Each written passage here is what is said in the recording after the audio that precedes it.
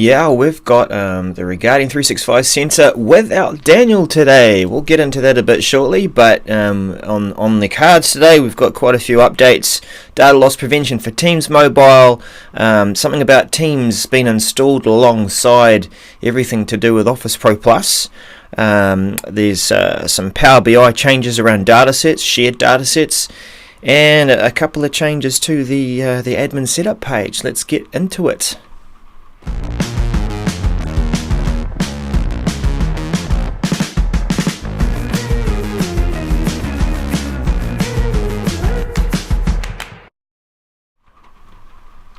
You got Darrell as a service. As I said, Daniel Glenn is not here today. In the US, they're celebrating or memorialising Memorial Day. That's the equivalent to the Anzac Day in New Zealand, where we remember our soldiers and what they sacrificed.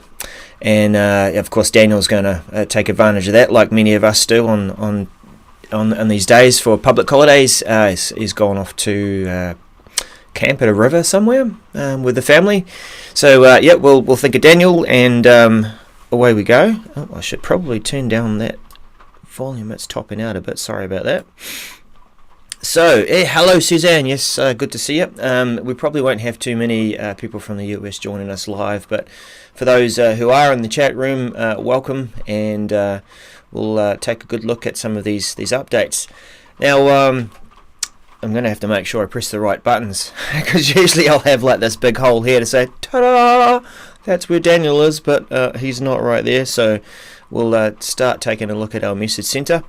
Now, before we get into it, I'm still using the message center preview, and this presents the content in cards. I really just go to the message center, at least the one in my MVP tenant, to take a look at the message center itself. So the admin center. The admin center has laid out the content in cards, and if you scroll on down, I don't have a lot more that I've added there.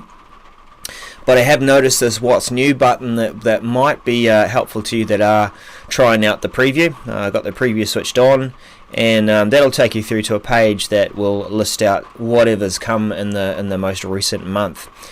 So that gives you a good idea about what to look for in terms of change. There's been a few things there around improving the add user feature. Pity I can't click on that and make that a little larger, but it is around provisioning and setting up the basics, as it says, for people, probably users one by one in that sense. So do try out the preview and give some feedback on that. The one thing I like about it is that I can put things up front and center, the things that I care about, and so we're looking at the message center cards, and I can get straight into it and see what is waiting for me. Now, I do apologise for the rain as well. If you're hearing some pitter-patter, and it's not little feet, it's not, critters or whatever. In my office, I've got an aluminium roof, and there's not a lot of padding between that and the weather. So, anyway, getting on with it, we do have one major update, which is about number 3 in the slot as we start talking about it. It is about Microsoft Teams coming to the Office 365 Pro Plus install, and we'll definitely take a look at that, but we'll tuck that away. I do find that the major update is, at least it's calling it out, and I can see that if I go in and if I'm checking my messages, I know that there's something definitely there to give more attention to. But what you will find is that the major update sometimes switches between things that are crucial and important to be aware of so that you can prepare for change, and then sometimes they feel more like marketing messages where, ta-da, here's something coming, and yeah, there is a few things to change, or maybe it says there's nothing that you need to do, but it's a major update. So yeah, do look at each of these anyway. Just make sure that you keep up with it. Getting back to the message center and tucking away major updates. Firstly, looking at the data loss prevention on Teams Mobile. Now, data loss prevention is an important feature to get going and to activate and make work inside your organization. it is about trying to prevent you from mistakenly putting things into messages. And first off, of course, it came to us in the Exchange arena, that when you typed up an email, whether it be internally or you're sending something out externally, we had a starting point of it would be able to protect us from sending out credit cards and social security numbers and other things that you might have localized that would be important to not share mistakenly. Now you can create your own patterns, which is good. It means that you can pop in other information, and you can use I forget what it was. And there's expressions that you can put in there so that it's checking to see that string or looking at text to see if that's going to come through in your messaging. And what we see within this message is it's now available in Microsoft Teams. Now this is quite important because it's becoming a more popular way for people to communicate, chat-based communication as you do within the Teams space. And if you are using Teams in a federated mode, it means that you're communicating with customers and partners and people who are open to connecting, like we did with Skype for Business. And so we do need to plug that hole with data loss prevention capabilities. Now that's been there, but what has been missing is this capability within Microsoft Teams, on Teams Mobile. If you were to have the same conversation on your Teams Mobile, then this sort of thing needed to be prevented. Not only prevented, but also being able to respond to it. Because if we remember, when you do type something in that does break your DLP policy, and you have some settings there that say, look, we will maybe allow it, we're going to warn you, but we want you to drop in a message to validate why that message should still go through. Because sometimes you get false positives. And you're able to manage that now too from the Teams mobile app. So good to see that there too. So that is coming. Nothing that you need to do to prepare, and really, like when sometimes these messages come up about nothing to prepare, really the minimum that I would say is that you do want to make people aware of a new feature or capability or a new experience that's coming to wherever they work. And so if you've got a sizable group of people that do use Teams mobile client, then and you are using DLP within your organization, you've got that set up, then you'll be wanting to tell people that it has extended to there too.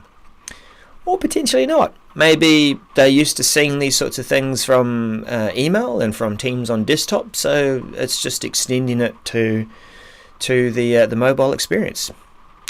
Anyway, we'll keep moving on. We have now this one's interesting. Outlook on the web, inline translation. It's basically Outlook detects a received message that is in a language different to the user's mailbox language. So it's looking at what your language is set to, mine New Zealand English, and if it's anything different to that, then it's going to offer to translate the message.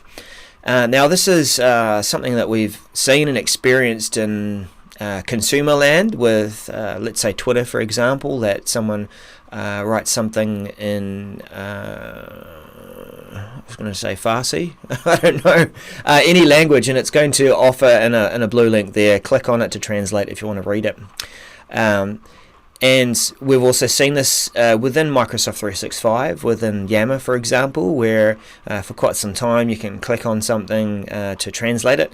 Really useful when you're working in a team with international members, and English is their second language, and certainly Mandarin is not my first language, for example, or German.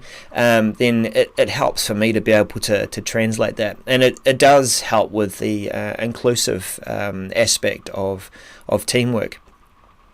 Now it has been extending into Microsoft Teams too, and here we're seeing it also going into Outlook, but Outlook on the web. Now this is where a lot of changes come or arrive first, because the web experience is easier to develop before it actually gets to the desktop. So start seeing that in the Outlook on the web. Now it does.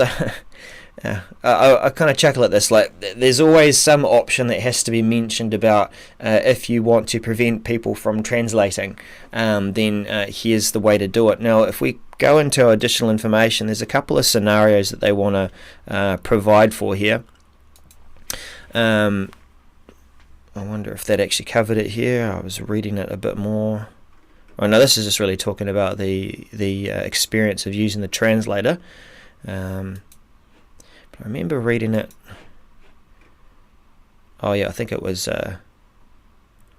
deeper into, yeah, if you're wanting to turn that capability off, that as an admin you can turn it off for your org, but also as a user experience, you've got control over that too. And if you choose to, I never want that to be translated, let's think about that scenario. If you never wanted something to be translated, it's probably because you can read the language that's been typed to you.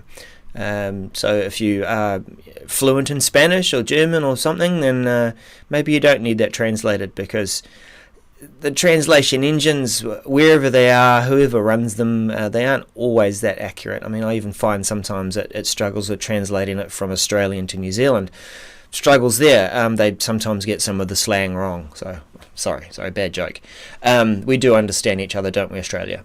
Yes, we do. But if you are fluent in a certain language, then you probably don't need the engine helping you and making the occasional mistake. So that's one good reason why you, as an end user, might have that experience, and you want to control that experience. So that's why it's actually per language. Never translate the messages from this language again is where I'm looking at. Users can select that. So yeah, useful.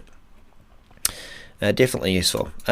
Moving a bit further along, here we get into our major update for the day, or for last week, which was that Microsoft Teams, the desktop application, is now going to be added into the Office Pro Plus install.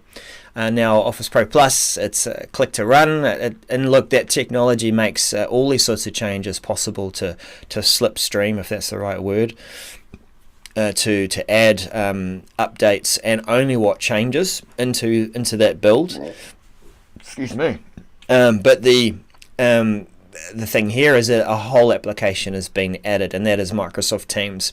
It is being added to Office Pro Plus, to Office 365 Business and Business Premium, and let's say we're receiving a significant Teams adoption and positive feedback from Office 365 deployments that we've released such far. Accordingly, in the second phase of this effort to streamline users' initial experience of Teams, we are making a enhancement to Teams and including it in the desktop app. Now, a couple of thoughts I have around this. I mean, let's think about, first of all, the what happens. Teams is going to be there within Pro Plus. It's going to be start rolling out to monthly update customers in the second half of June. These are customers or those of us, organisations that have chosen to install our updates quite regularly. I mean, you'll always get security updates regularly, but for feature updates, you're going to receive this in the following month. And for those who are on semi-annual, you get them at the usual time. With Teams arriving in this Pro Plus experience, it means, I mean, I've got some thoughts here too. Like, is it really easier for organizations to start with Teams? If you're an enterprise and you are keen on moving to Teams and you're wanting to make that move, then you have probably already put this into a build, something that you're pushing out to desktops via the different methods that you can use, and it's there because you're wanting to use it. So I mean, it's going to help with making the deployment of teams easier in the future. But if you're already using Teams, then you've probably made these moves to make that happen. It's probably going to be more useful to the small to medium business, those using Business Premium, and those who don't have full-time IT people to be able to help them out. And it's about then getting Teams onto their desktop so they can experience it.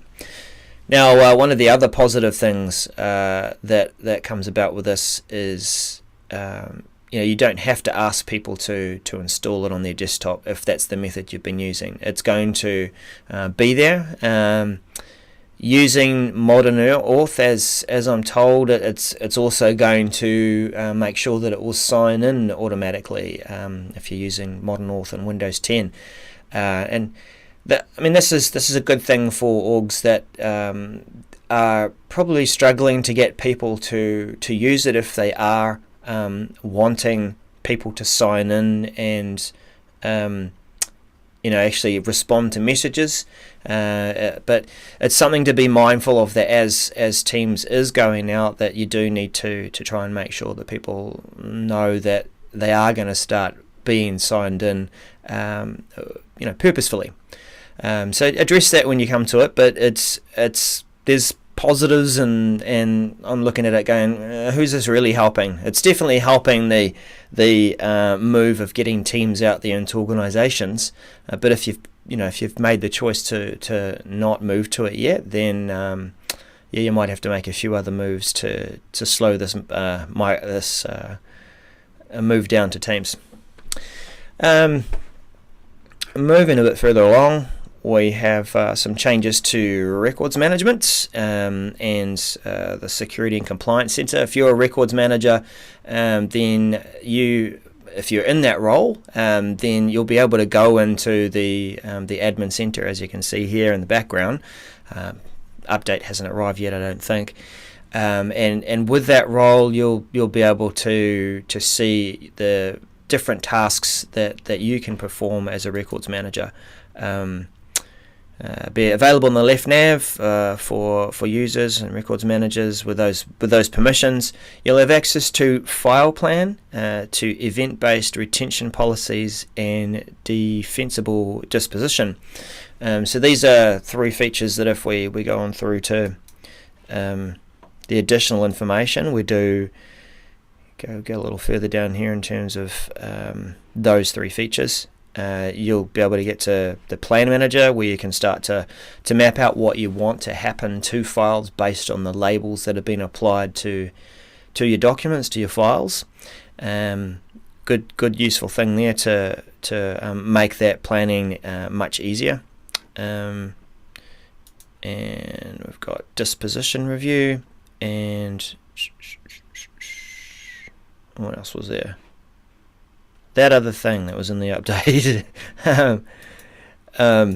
But the point is here that the admin center is now becoming more a place where you can go based on your role. This is what I like about these moves and the role-based administration.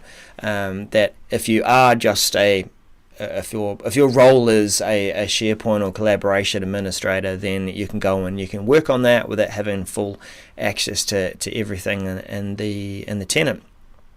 Similarly with a communications admin, that you might be responsible for call quality, and so you get access to the services such as Microsoft Teams and the meetings aspect of that to manage, and going in there, that's the role that you have access to. So seeing that same thing come to records management is definitely useful. You'll see that in the Security and Compliance Center, gradually rolling out in late May, which is now. Completed by end of June. All right. If you're into using Power BI, then there's a new feature come with shared and certified data sets. This allows you to have a single data set in multiple reports and across workspaces. It means that if you're wanting to make a data set available to your org, then it can be used in multiple places, make it easier for people to find. That's one of the features there, is allowing owners to make these easier to discover, to publish them. Establish an authoritative data set for use across the whole organisation. I'm not quite sure on the or not familiar with the certified side of it, and this may mean that you need to have SSL certification to try and make it more secure as you are using it, but definitely helpful to be able to have that data set that you want to make available for everyone to repurpose and reuse. You're not going to do this for every data set, but some that you want to make available for reporting, slicing and dicing for the different departments, then it's good to make that data available and visible. Well, we've got this one I find interesting. Teams read receipts. Now, we have had read receipts in Outlook for years. Like when you send an email, you can turn on that capability to say, I want to be able to know when someone reads my email. And as you're doing that, of course, the end user in Outlook experience has the choice of whether or not they want to respond to it. In Outlook world, I think that they're, I guess, more intrusive, and given that we have a choice about whether we can or do respond to it, then or allow it to happen, then it kind of loses its value. But what we have been used to working with in social media land and also in places like Yammer, we can see when someone is reading our message. It's good to know that when you have seen something of importance, especially in crucial situations, that you know someone, or it has been read, and you know who has read it. And I think of that, quite useful. As I said, in consumer land, my family is using a a messaging service to just keep up to date with things. We know with that little face when it pops up beside the message who has read it and seen it. Now, when we the good example that they put here and used was in the health sector. That I've got it here somewhere here. In healthcare, that sometimes when you're working together to give healthcare to patients that need that more intensive care and watching over and making sure that they're getting the right medical care, drugs, etc., that you have to be quite responsive. And if the people in charge of that care have been using different services, let's say other messaging services, I won't drop the names in, that don't show things like has this message been read and who has read it, then you might have a delay in that essential care being given. And with this update, it allows you to have the read receipts within at least the chat experience, right? So not in your team and in your channel and where everyone is working and looking, but if you have a chat or group chat going, then you can see that read receipt and whether or not one person has read it in the one-to-one chats, or whether the group has been able to who in the group has read it. It has been rolled out on by default, so it is something that if this is a feature that for some reason you don't want available, then you do need to consider turning it off. And it's another feature, a bit like the language translation one, that you, as an end user, can also turn it off. Much like our Outlook capability. If you don't want people to see whether you've read the message or not, then you can turn that off. Like the only scenario I can think of that, and kind of in personal life, I guess, is that there's this expectation, I guess, that when you have read a message, that you are going to respond. And it's I guess it's a side comment, what I'm seeing increasingly in chat-based collaboration and tools like Teams and other tools as well, is that the nature of the tool and the immediacy of sending that message actually puts out this expectation that you are going to respond quickly. And even more so now if you can see that someone has read that message. As an end user, do I want to signal that just because I've read it doesn't mean I'm going to be getting onto that task right now?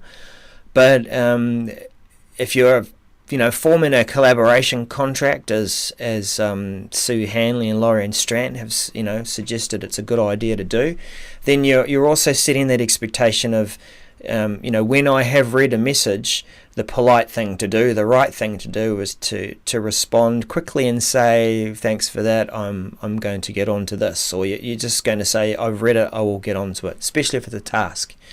There's different sides to that. The read receipt, I think, is going to be useful. But if you're not wanting people to see that you've read that message and you're setting that expectation to respond quickly, then you've got control of that to turn that off as an end user.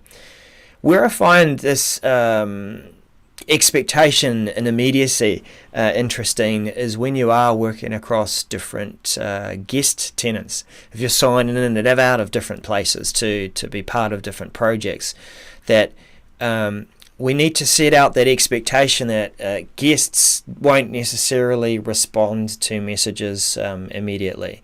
That it's a chat-based tool, but even though the email alert goes out to say, hey, someone's trying to get hold of you, and here's the first 20 characters of the message, they won't necessarily be in there and responding. So read receipts, they're going to be quite useful. Actually, we haven't really read in to see. I assume that if it is in the chat space and it's one-to-one or group chat, that it's also going to include whether or not guests have read the message. We'll see. Keeping on moving. We've got if you've been an organisation that hasn't been licensed for Teams, but you have you've been on a trial for Microsoft Teams.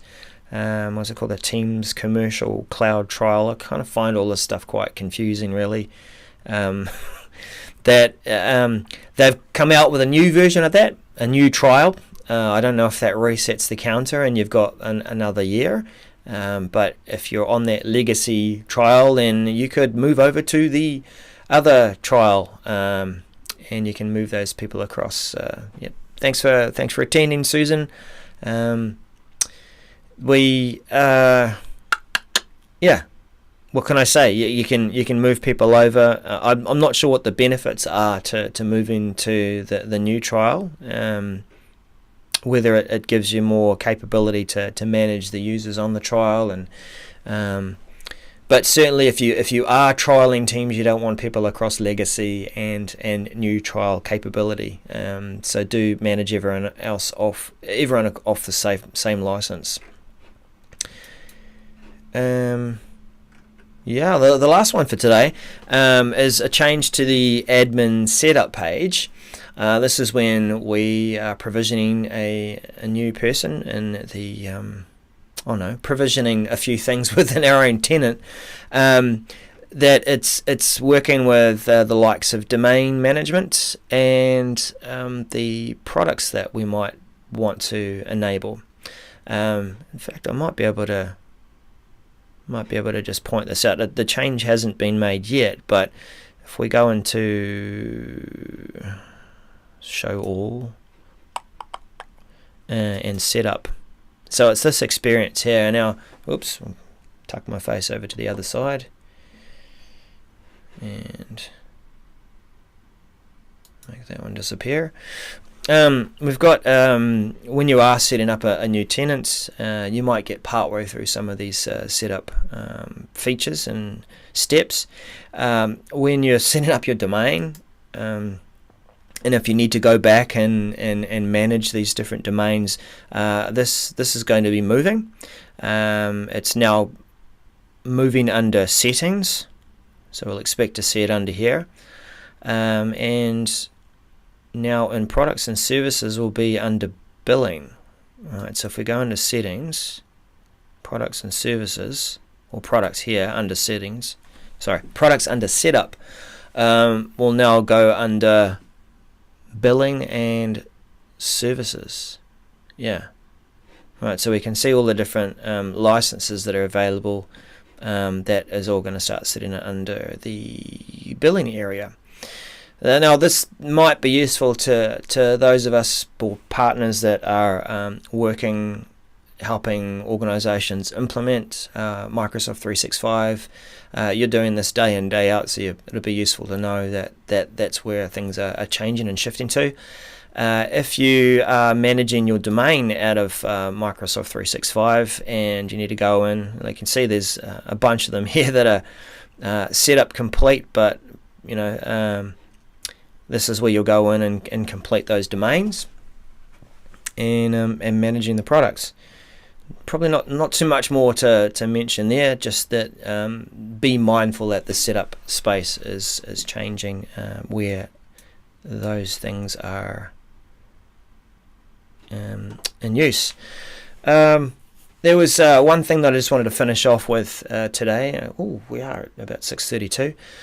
Useful tip from Tony Redmond around the email addresses that we use within Microsoft Teams channels.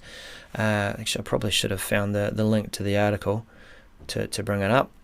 Won't make you wait as a type there, but the email address, it's not the friendliest thing. If we want to use it to be able to send messages into a channel within a team, users can go up there and they can request the address and copy and paste it into an email.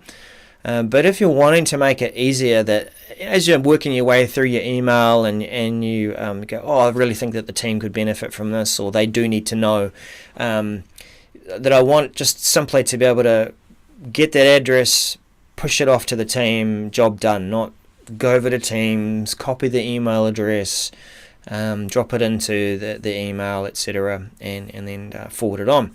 So Tony's workaround, and probably some of the other organisations have found this too, is that they create a Exchange contact. And you can go into Exchange, you can grab that address, you can drop that into the contact, and it becomes something that you can see within your global address list. You'll probably want to come up with a good custom naming way of highlighting that's what it's for. So useful thing. However, end users can remove the address and then create a new one, and you don't get the same address back, as Tony highlights. So be mindful that if you are using this workaround, it could be useful, but you don't want end users then breaking that contact because the address has changed. It will no longer work. Maybe it'll get changed, and we'll actually see a good way of managing that in a unified way. Anyway, that was us for messages. We, as you can clearly see, I've fumbled away along without Daniel. It kind of reminds me of the original days when I used to do this on my own. And the funny thing as I reflect on this is that back then, when things arrived in the message center, it usually by the time they arrived in the message center, there might have been something to actually show you. And so some of the shows that I used to run, there were a lot more demos and stepping through things and taking a look. And now we're getting more pre-warning around what is being released, and so it takes a bit more effort to think. Now, what did we talk about 2 or 3 weeks ago? Has it arrived? If it has arrived, can I show people? And then can we talk about it? And we don't really get around to that enough. But thanks for joining us. Hope this has been valuable. And look, we do get feedback at different places and conferences and people that we talk to that just having this conversation about the Message Center and things that are coming up is helpful. It's creating awareness. It's putting it out there that if I've got any thoughts and experiences from the perspective of user adoption, then that might be helpful. Daniel and his experience in SharePoint Online, but we're not experts. We just have a strong interest in our fields. We have opinions and thoughts and experiences, and we do look to you as the community to continue to add value. And look, it's good to have people jump in the chat, jump in the comments afterwards, and share their opinions. And of course, the good place to go to too is the tech community if you want to really get into talking about what's coming to the message center. Then you'll definitely find some lively conversation there. Anyway, thanks for joining. We may have Daniel back next week. Hopefully we'll, and we'll see you again. Bye for now.